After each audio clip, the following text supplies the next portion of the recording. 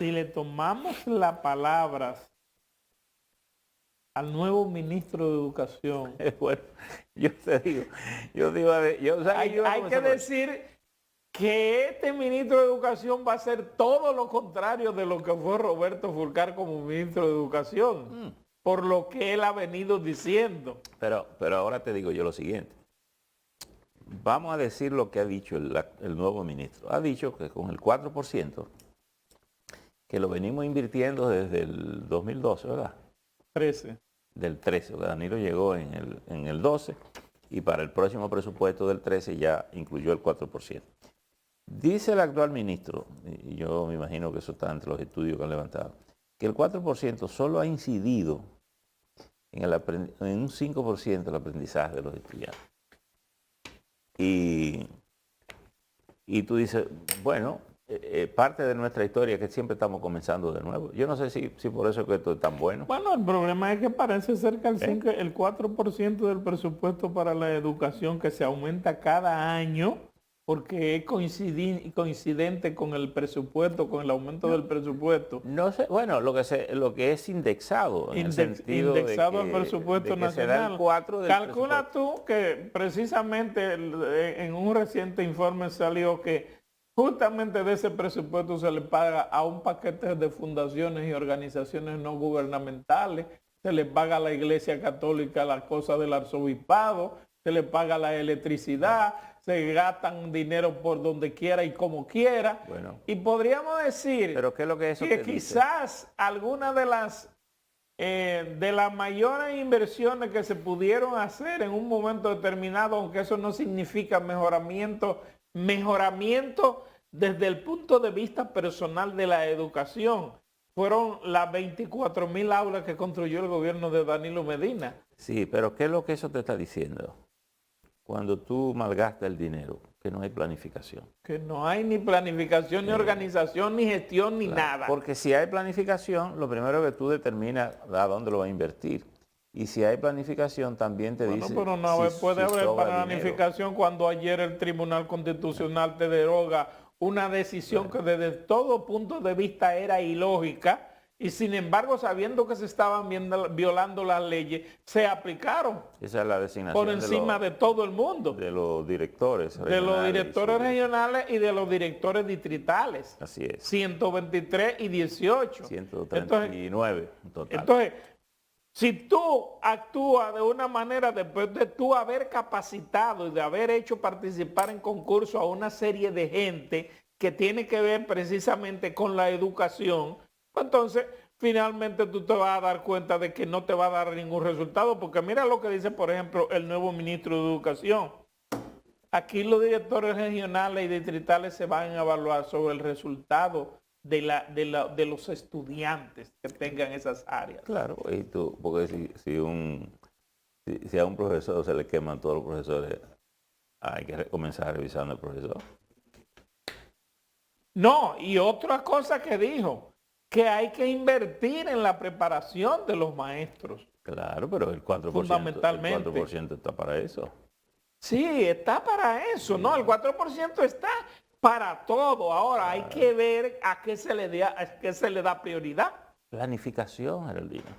Cuando tú planificas, tú determinas las prioridades. Dices, aquí invierto esto, preparo profesores para matemáticas, preparo profesores para el inglés, preparo profesores para el francés, preparo profesores para uno de los aspectos que nosotros tenemos que ir mejorando y que hay que, sea con acuerdo con la Asociación Dominicana de Profesores, con los empresarios, con los colegios privados, con todo el mundo y también, de hecho, los funcionarios de educación, es la pérdida de clases. La pérdida de clases aquí es un problema eterno que nunca deja, por cualquier cosa pues, se pierde un día de clase. ¿Y qué significa un día de clase para el Estado Dominicano? Millones y millones. ¿Significa? Geraldino, pero oye una cosa. Y tú me dirás, bueno, ¿era la dictadura? Sí, pero después vivimos post-dictadura y vinieron los años 60, 70, yo cuando. Y y los que sustituyeron la dictadura mantuvieron más o menos cierto control de eso. En las escuelas, ¿cuándo mataron al dictador? 61. 61, ¿verdad? Sí. Yo tenía 5, 8, como 8 o 9 años, ¿verdad?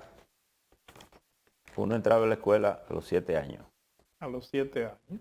Y si la familia podía cabildear, entraban como a los 7, por ahí te aceptaban. A los 7 era lo normal. Pero lo normal era 7 años. Bueno, yo estudiaba en una comunidad que se llama La Oaxaca, Guayubín, Montecristi. Una escuelita, mi escuelita tenía primero, segundo, tercero y cuarto. Hasta ahí llegaba, 4 cursos. La mía llegaba hasta tercero. Hasta tercero, bueno. Yo tenía 4 cursos. El día que uno no iba a esa escuelita, en el campo, allá en la línea noroeste vieja, iban a la casa de los padres de uno a averiguar por qué el niño no fue a la escuela. ¿Ok? Y los papás tenían que dar una explicación Convincente. razonable de que el niño estaba enfermo, que estaba aquí, que lo mandaron para allá. Entonces, ¿qué pasa? El Estado tenía control de la educación. Sí, en esas escuelas se ponían las vacunas, incluso la medicina preventiva, el sistema del Estado. Y había hasta desayuno. El director, habían inspectores que iban periódicamente a revisarte hasta la higiene, te cogían la orejita y te hacían Las así, uñas. la mano, decía al niño póngalo ahí, te hacían algunas preguntas aleatorias. ¿Quién descubrió América? 2 y 2, ¿cuántos son? 6, 3 por 2, qué sé yo, ¿cuánto? Es decir, esa vigilancia que generaban esos inspectores. Le llamaban inspectores. Y ojo con esto. Pobre del director que encontraran de que ¿cómo que le dicen lo que le dicen a la puerta? El telán, la tira que lleva a la puerta, que le ponen la corrección de las puertas. Ajá. Pobre del director que encontraran una ventana rota, una cosa, porque había una responsabilidad con la educación. El Estado perdió todo ese control. Sí, absolutamente. El Estado no tiene que llegar a acuerdo con ningún sector. Tiene que tomar el control de lo que hace. Y cuando toma el control de lo que hace, toma reglas. Incluyendo profesores, incluyendo el sector privado, incluyendo colegios. Incluso. Aquí tú dices, se pierde clase, pero ¿quiénes fijan el inicio de la clase aquí? La ADP. La ADP dice cuándo comienza el año escolar. Y los colegios privados dicen cuándo comienza. Y los colegios privados comienzan, si ADP, la ADP dice que está, los colegios privados comienzan o antes o después o tiene la clase. Entonces, no, cuando ellos digan. Claro, entonces. Cuando ellos digan. Es el control que hay que tomar de la situación. El control. Y cuando tú tengas ese control, tú puedes decir, ¿qué ha hecho el Estado? Parte de la irresponsabilidad del Estado es que, bueno, es más fácil juntarse con la ADP y decirle, aumentamos el 20%. Y ahí se beneficia el que da clase, el que es bueno, el que no es bueno, el que interrumpe la clase, el que no da los exámenes, todo el mundo se beneficia. Entonces, ¿qué empeño tiene el que lo hace bien de superarse? Porque no tiene ninguna atención especial que él se la merece. Él no tiene los incentivos particulares que él merece por ser un buen profesor. Si él se está beneficiando igual que el que es irresponsable y que no cumple con su tarea. Entonces, cuando el Estado recupere ese control, tú podrás mejorar los niveles de clase. Y yo te voy a decir a ti una cosa. La República Dominicana es un país con niveles históricos de educación malos, pero vamos a ver una cosa. ¿A dónde estudió Juan Bosch? ¿Y Balaguer? ¿Y Leonel Fernández? ¿E Hipólito Mejía? Bien. ¿Y los funcionarios? Sí, Leonel Fernández estudió su primaria. No, fue a Nueva York, pero hizo su universidad aquí. Exacto. Estudió aquí. Sí. Danilo Medina estudió. Aquí. Jacobo Magluta, ¿a dónde estudió? Aquí. Todos aquí.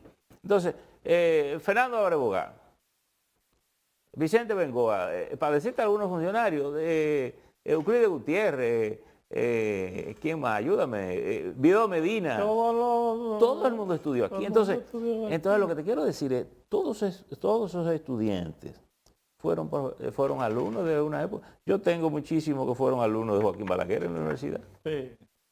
Y somos amigos, incluyendo Euclides Gutiérrez fue alumno de Balaguer. el doctor Bienvenido Coromina Pepín, toda esa gente fue. Y qué sé yo, y en el ámbito jurídico te menciono montones de profesores. Entonces, lo que te quiero decir es que el sistema tenía una calidad que también la ha perdido a nivel de la educación. Tú dirás, bueno, que quizá había menos cobertura en la población, ¿verdad? Porcentaje. Y se supone, pero la educación, claro, déjame decirte, porque estamos hablando de una época en que incluso los profesores, muchos de ellos no eran titulados. No, eran bachiller, achepa. Ni siquiera, a veces eran autodidactas y de octavo curso, un tipo de octavo curso. Pero un tipo de octavo curso tenía una caligrafía que tú la ves ahora y tú dices, oye, pero... Y yo te voy a decir una cosa. Coge América Latina, para no irnos más lejos, para América Latina. Y si lo extiende hacia el mundo, yo te voy a decir una cosa. Pocas mentes brillantes, de los políticos, de algunos políticos nosotros hemos tenido, ningún país lo ha tenido. A mí particularmente me han gustado las declaraciones que ha estado dando el nuevo ministro de Educación. No sé si será el principio de un cambio radical o qué, pero ojo, por lo menos dice lo que realmente está ocurriendo. Ojo, yo veo que él está levantando. Yo no quiero ni siquiera darle crédito de lo que él está diciendo. Entra el nuevo ministro y yo creo que está diciendo cosas que nos desafían como país y desafía al Estado, al gobierno dominicano. Sí. Es decir, porque si todo eso que está diciendo... Este señor llegó a decir prácticamente que perdimos 2 años. Muy bien, perfecto. Entonces, pero él acaba de entrar ahí. Es un educador, es un conocedor de la materia, es un hombre con un currículum adecuado. Quiero confiar en él y creo que hay que confiar en su planteamiento. Ahora, eso no es solo un tema del ministro. No, claro. Es un tema del Estado, del gobierno dominicano. Porque para que él replantee muchas de estas cosas que él está visualizando, el Estado necesita estar con él. Él es el Estado. Desde el punto de vista de decir, cuando dije eso y ese control va, ese control tiene que ir. Porque el Estado es el responsable, es el patrón responsable para tú poder agenciar esto. Y entonces, la planificación no puede estar solo en su cabeza. ¿Por qué? Porque porque fíjate lo que dijo Mirabal, uno que fue ministro. Antonio Peña Mirabal. Antonio Peña Mirabal dijo, pero yo le dejé todos los papeles a Fulcar para que continuara, papá. Muy bien. Todo eso uno lo mira y tú dices, pero eso queda dentro de la política, ¿es así o no es así? Eso quiere decir que cuando tú tienes esa planificación, un ministro no puede cambiar lo que hay planificado. No debe. Correcto. Pero eso cuando el Estado tiene el control. Correcto. Cuando el ministro quiso hacer una cosa que no es, choca con la pared. ¿Por qué el ministro es capaz de nombrar a 139 que un tribunal se lo tumba? Bueno, porque no hay control de esa planificación y un funcionario tiene la discrecionalidad. No hay seguimiento. Claro, pero eso es el control. Si tú no sigues una cosa, ¿qué es lo que te va a tener control? Entonces, lo que te quiero decir... Tú haces lo que te da la gana por encima de las leyes. Entonces yo te digo, e insisto con esto, algo siempre digo, estamos escaseando en medio de la abundancia. Incluso a veces tú no necesitas las leyes para tú saber que una cosa es lógica. Bueno, porque es que las leyes son las normas que tú estableces. Normalmente vienen de la cultura. Cuando tú tienes una costumbre, tú la conviertes en una ley, como una regla general. Entonces, yo siempre digo, estamos escaseando en medio de la abundancia. Ahora en educación tenemos la crisis de la abundancia, porque tenemos más dinero del que necesitamos. Tenemos tanto que lo que estamos inventando a ver a qué pagamos, qué no le pagamos. Qué no. El que le pone el que le pone una mano a un centavo de eso, que están destinados al 4%, tiene que saltar, es más, no puede tocarlo porque no tiene la capacidad, no puede tener la discrecionalidad para tocarlo. Eso se debía, pero aquí también hay que hacer una redistribución de ese dinero. Pero es que aquí no podemos estar usando ese dinero para darle a cualquiera. Bueno, a cualquier ONG que aparezca, darle dinero. Pero insisto contigo, ¿Qué tiene que ver una ONG con educación? Eso no tiene nada que ver. Por tanto, ese dinero no se puede tocar. Oye, no solo no se puede tocar, tú no puedes disponer de eso porque no lo podría hacer en los mecanismos. Porque si todavía el ministro dispone que eso se haga, el contralor del asunto, cuando eso llega y dice, no, pero eso no puede ser. Eso es lo de y devuelve el expediente. Porque el que controla no depende del ministro. No. Ni él lo pone, ni él lo puede quitar. Se supone que es una institución independiente. De la Contraloría General de la República. Claro. Entonces, lo que te quiero decir, esta cochinada hay que resolverla desde el punto de vista gerencial adecuado para que tú puedas ir construyendo una sociedad satisfactoria. ¿Por qué? Porque no es posible que hayamos malgastado tanto dinero y que hoy nos digan estamos hablando que de apenas 250.000 millones anuales. Claro. Entonces, tú dices, bueno, pero ¿y por qué entonces malgastamos tanto dinero? Vamos entonces a repartirnos los cuartos y dejemos eso. Entonces, yo creo que tenemos el dinero suficiente para tener un sistema educativo suficiente. Mira, ayer fui porque Santo me llamó y fui al Infotep y lanzaron ahí un programa con el índice, el Instituto de los Dominicanos en el Exterior, que tiene con el Infotep, para formar técnicamente a muchos dominicanos que viven en el extranjero. Habían como unos 18 países conectados ahí.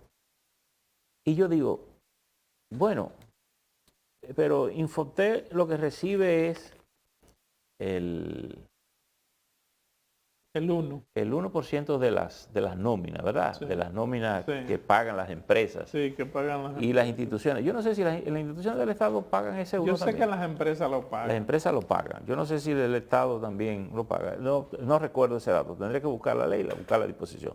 Pero yo te quiero decir hemos hablado mucho del capital humano. Y, por ejemplo, ese diseño que se presentó ayer es que van a preparar ese personal humano que está afuera, van a revalidarles algunos, se han hecho acuerdos con muchas de esas instituciones para que revaliden y certifiquen en sus países a nivel técnico, ¿verdad? Un técnico, uno que arregla estufa, un mecánico, un electricista, una cosa, que es algo que debemos hacer aquí nosotros, en la estructura de la escuela, porque ¿cuántos años tú te pasas en la escuela? En el bachillerato, ¿cuántos años tú te pasas? 18. 18. Antes era 18, en la época de 18. Uno, pero ahora los muchachitos entran al año y pico, a menos o menos, en meses. Son como 25. Como 20 y tanto. Entonces no es posible que después que tú estés 20 años en la escuela y tú te gradúas de bachiller, la única cosa que tú estás certificado para ingresar a la universidad, si no te dan un buen examen, porque si te lo dieran, tampoco puedes hacerlo. No entonces, logra. Que tú no sepas clavar ni un clavo, ni poner un tubito, ni conectar una electricidad. No es posible. Tú no puedes tener un sistema educativo que no te enseña nada, que tú no sabes sembrar una cosa. Tú pasas 20 años supuestamente aprendiendo y no aprende nada. Entonces cuando te preguntan, ¿qué usted sabe hacer? De todo. De todo. Eso quiere decir nada.